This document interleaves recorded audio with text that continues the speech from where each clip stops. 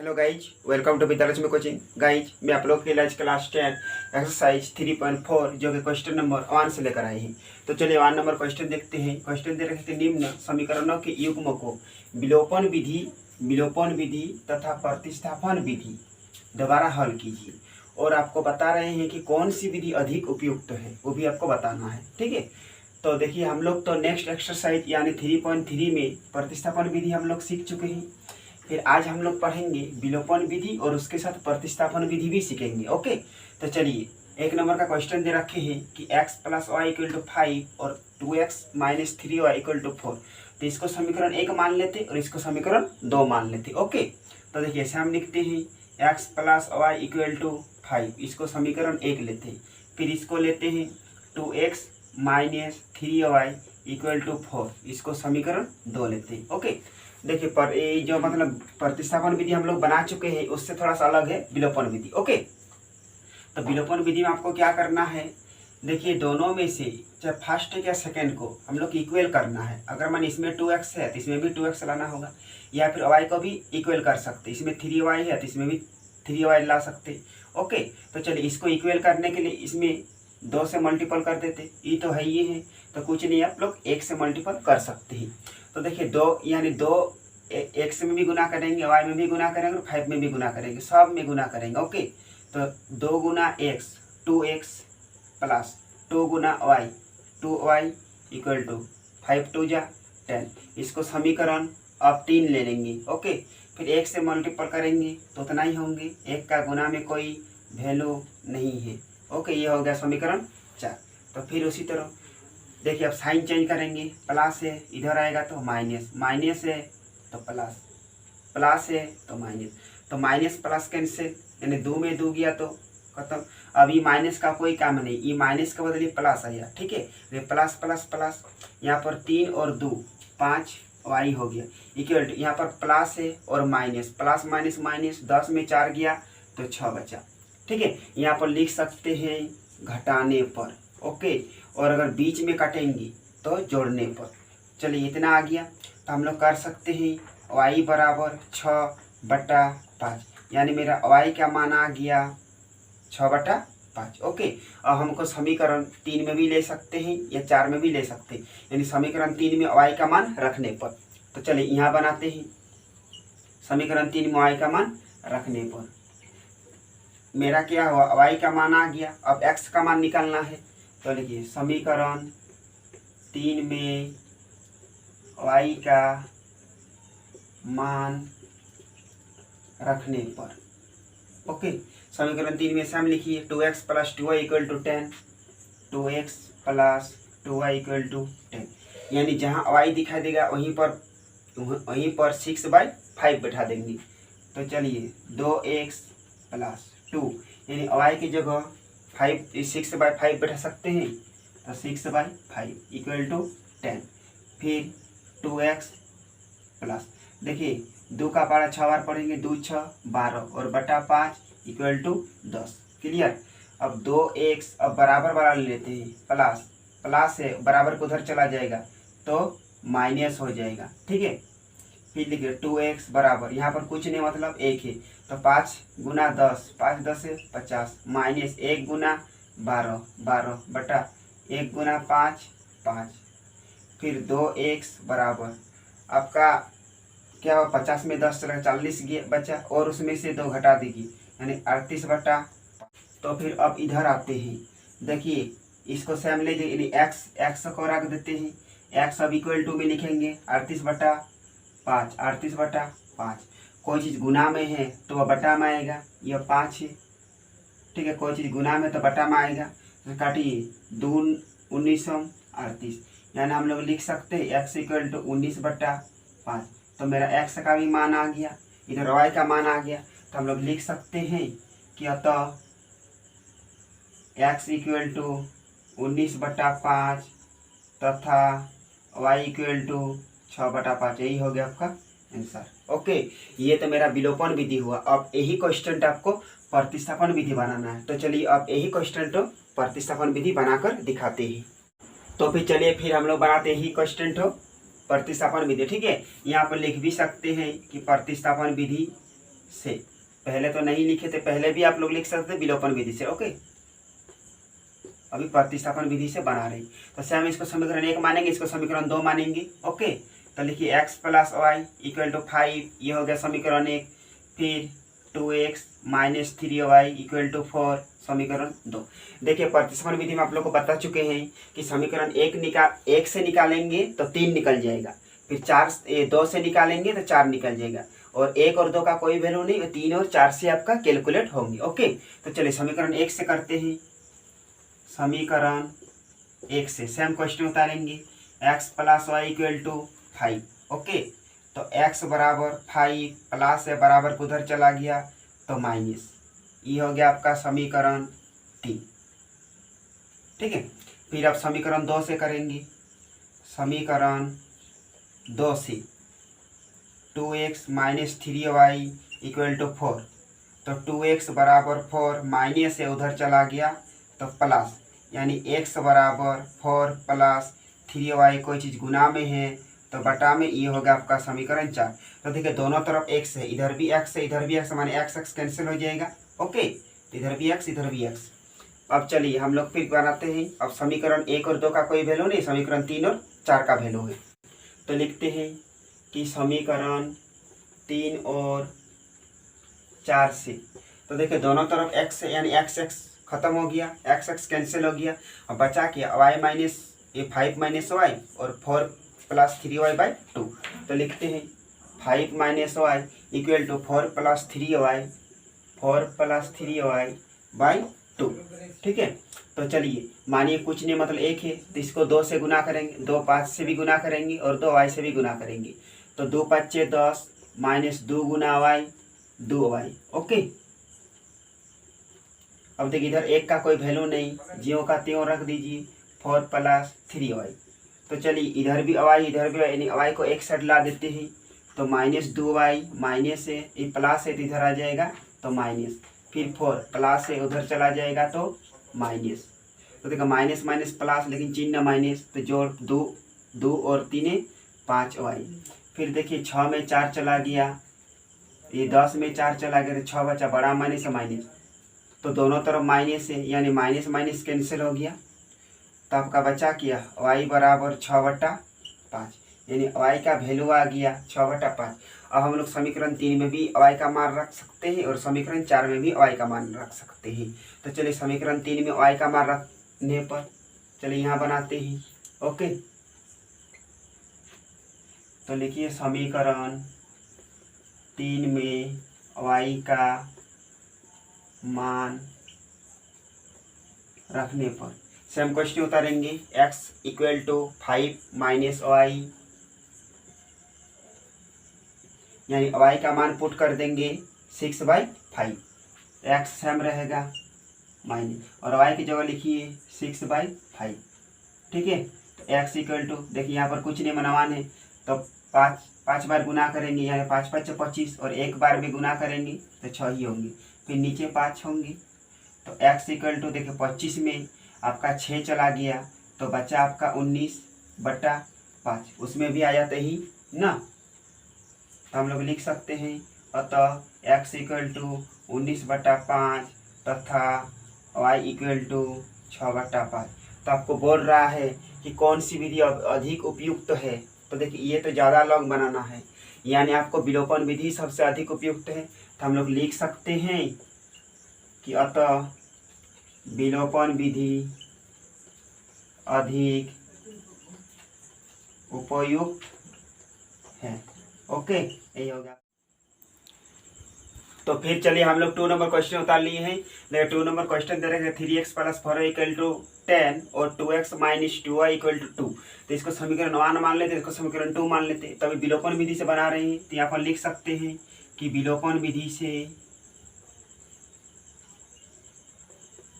Okay, इसको समीकरण 1 मानेंगे, इसको समीकरण 2 मानेंगे। तो लिखिए 3x plus 4y equal to 10, समीकरण 1। सेम इसको भी लिखिए 2x minus 2y equal to 2। तो देखिए तो ये कोई इक्वल है, कोई इक्वल नहीं है। जब फर्स्ट की इक्वल कीजिए या सेकंड की इक्वल कीजिए, तो चलिए हम फर्स्ट की इक्वल करते हैं। इक्वल इसको भी 6 लाते, इसको भी 6 लाते, तो इसको 6 लाने के लिए इसको 2 से मल्टीपल करना होगा और इसको 6 लाने के लिए 3 से मल्टीपल करना होगा, यानी 2 तीनों में मल्टीपल होंगी और 3 भी तीनों में मल्टीपल होंगी। ओके, चलिए 2 तिया 6x प्लस 2 चेरे 8y बराबर 10 दुगुनी 20। ये हो गया आपका समीकरण 3। फिर 3 से गुना करेंगे, 2 गुना 3 6x माइनस 2 गुना 3 6y इक्वल टू 2 तिया 6। ये हो गया आपका समीकरण 4। ठीक है, तो साइन चेंज कीजिए, प्लस है तो माइनस, माइनस है तो प्लस, प्लस है तो माइनस। यहाँ पर लिख सकते हैं घटाने पर, देखिए प्लस माइनस कैंसिल, आपका plus plus plus, E minus का कोई काम नहीं, ई माइनस के बदले आपका प्लस आ गया, यानी ई माइनस अब कोई वैल्यू नहीं। तो 8 और 6 14y हो गया। अब देखिए 20 में यदि 6 चला गया तो आपका 14 बचा, यानी y बराबर 14/14, यानी 14 के 14, तो आपका y का मान हो गया 1। ओके, तो चलिए अब जहाँ पर y दिखाई देगा वहीं पर हम लोग 1 पुट कर देंगे। अब आते हैं कि समीकरण 3 में y का मान रखने पर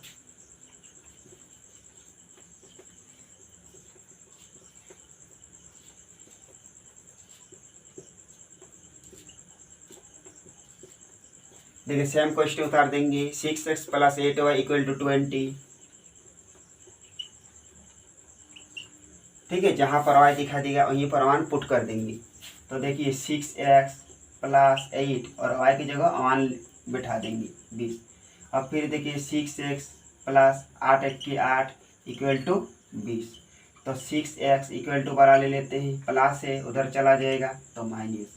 तो 6x बराबर 20 में 8 चला गया तब का 12 बचा, यानी x बराबर 12, कोई चीज़ गुना में है तब का बटा में आ जाएगा, यानी 2 6 12, तब का x बराबर 2 आ गया। ओके, तो हम लोग लिख सकते हैं क्या होता, x बराबर 2 तथा y बराबर 1।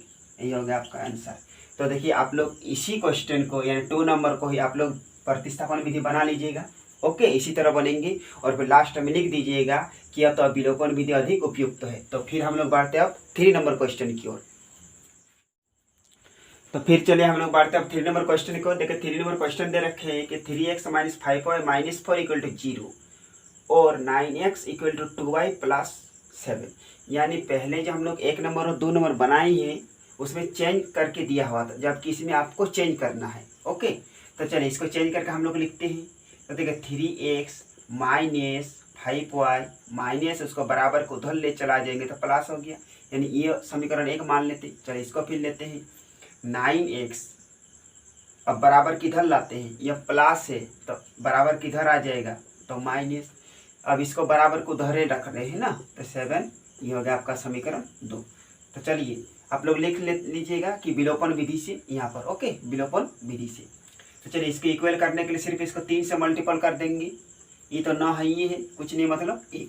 देखिए 3 तिया 9x minus 3 5 15y equal to 3 4 12। इसको मान लेते समीकरण 3। 1 से मल्टीपल करेंगे तो उतना ही होंगे, इसको समीकरण 4। ओके, अब साइन चेंज करते, प्लस है तो माइनस, माइनस है तो प्लस, प्लस है तो माइनस। यहाँ पर लिख देंगे घटाने पर, क्योंकि फर्स्ट वाला कटेंगे, प्लस माइनस कैंसिल। अभी माइनस का कोई काम है नहीं, तो माइनस प्लस माइनस, बड़ा में माइनस है तो माइनस, माइनस प्लस माइनस माने घटा।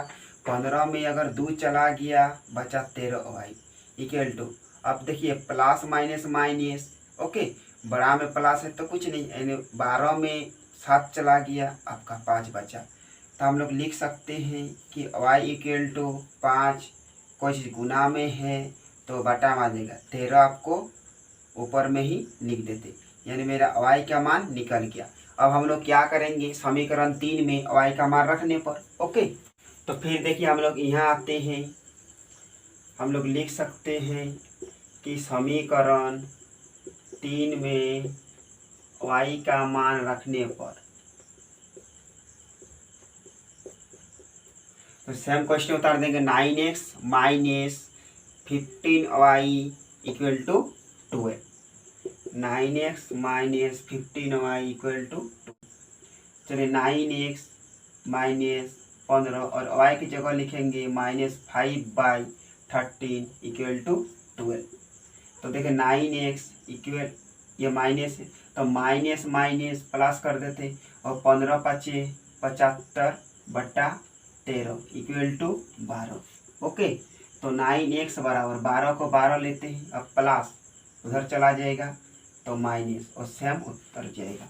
ओके, ये आपका 13 है।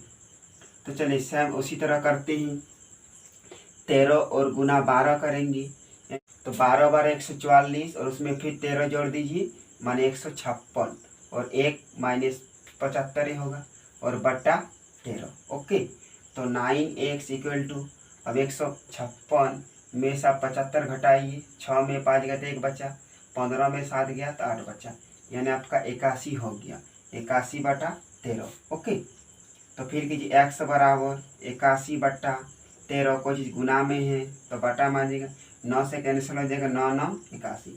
तो यहाँ बनाते हैं, यहाँ हम लिख सकते हैं x बराबर 9/13।